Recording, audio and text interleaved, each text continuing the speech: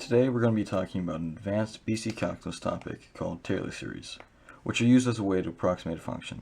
We'll also be talking about Maclaurin series, which are a form of Taylor series where a special constraint is imposed on the function. Now, as I said, this is a BC specific topic and constitutes a large portion of the exam. Being exposed to these ideas early in the year helps you to better understand them when they are formally introduced.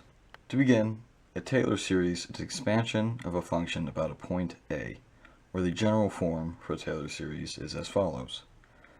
F of x equals f of a, where a is the center around which the function is approximated, plus f prime of a, which is the first derivative of the function evaluated at a, the center, times x minus a plus f double prime of a, the second derivative, times x minus a squared all over 2 factorial. These are the three first terms in the approximation of f of x. It is possible to approximate a function solely using the first few non-zero terms, but in order to show that the approximation continues to infinity, we add to the end of the function plus ellipses plus the nth derivative of the function around a times x minus a to the n over n factorial plus infinity. Now the ellipses here show that it continues to infinity, and this term right here is called the general term, where n is the order of numbers from 1 to infinity.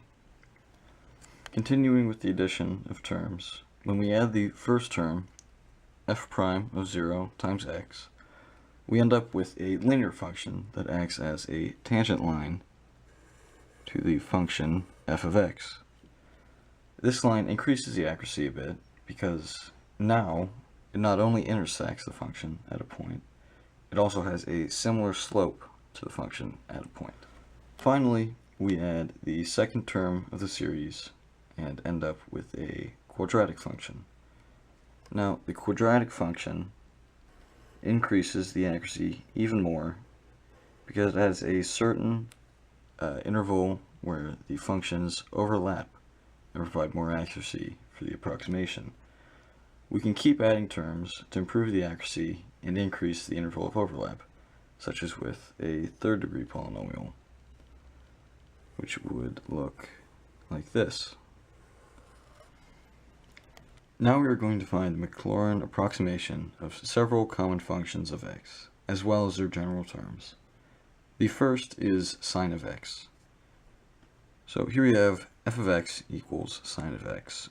What we'll do first is find each derivative of sine of x and then evaluate them at 0. Now we are going to find the Maclaurin approximation of several common functions of x, as well as their general terms. The first is sine of x. We will start by finding each derivative of f of x equals sine of x, and then we will evaluate them at 0. So this is the 0th term, f of x equal to sine of x. The first derivative of the function, f prime of x, is cosine of x. The second derivative is negative sine of x. The third derivative, f triple prime of x, is negative cosine of x.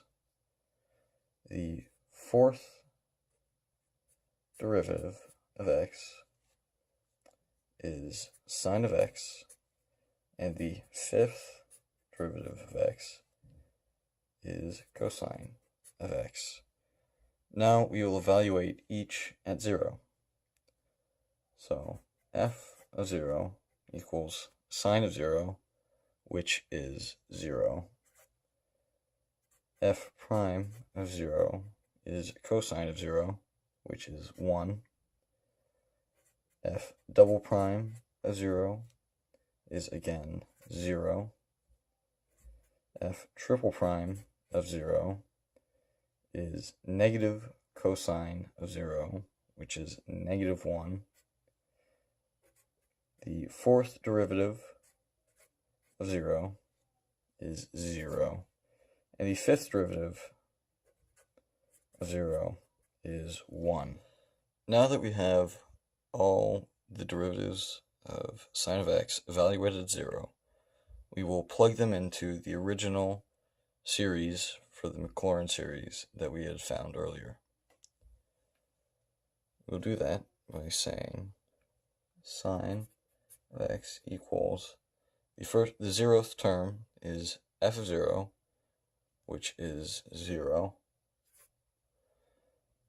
plus f prime of 0 times x, so 1 times x, plus f double prime of 0, which is 0 times x squared over 2 factorial, which is just 0, plus f triple prime of 0 times x cubed over 3 factorial.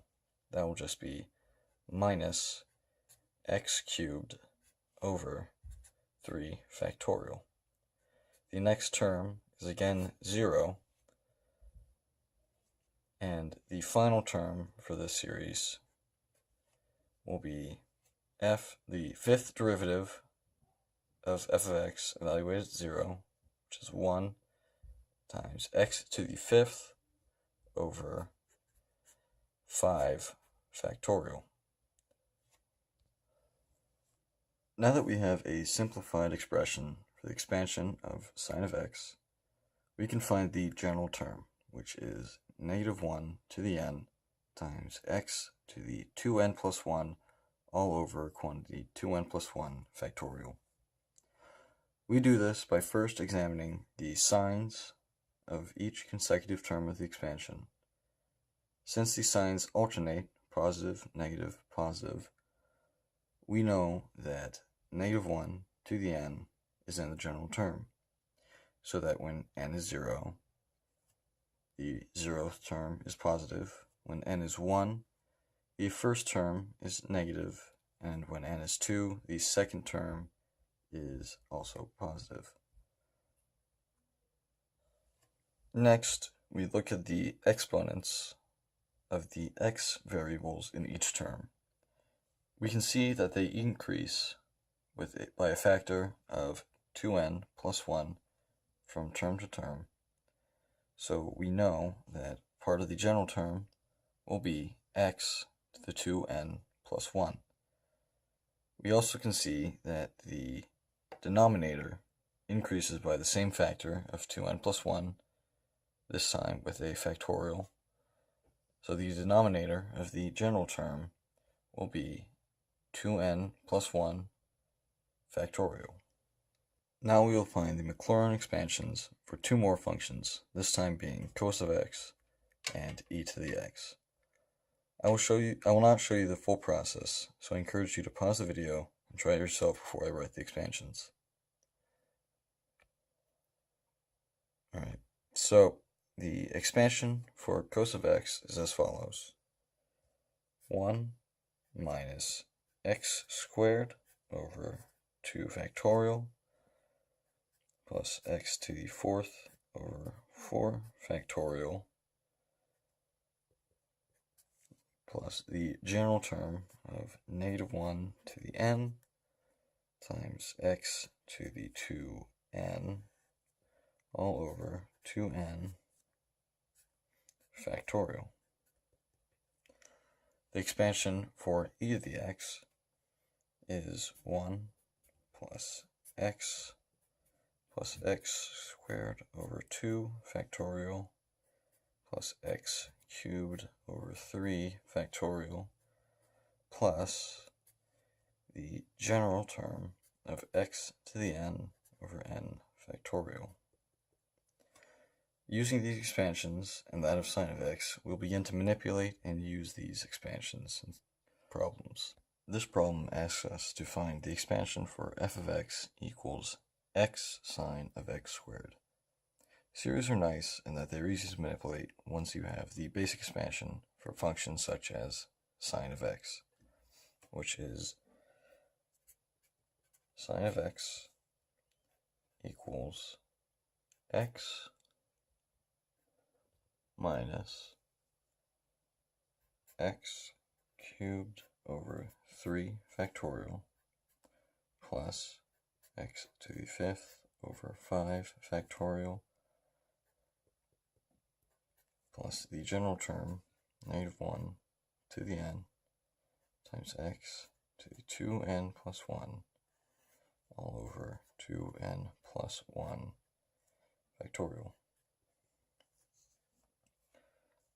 To solve this problem, we will begin by finding the expansion for sine of x squared.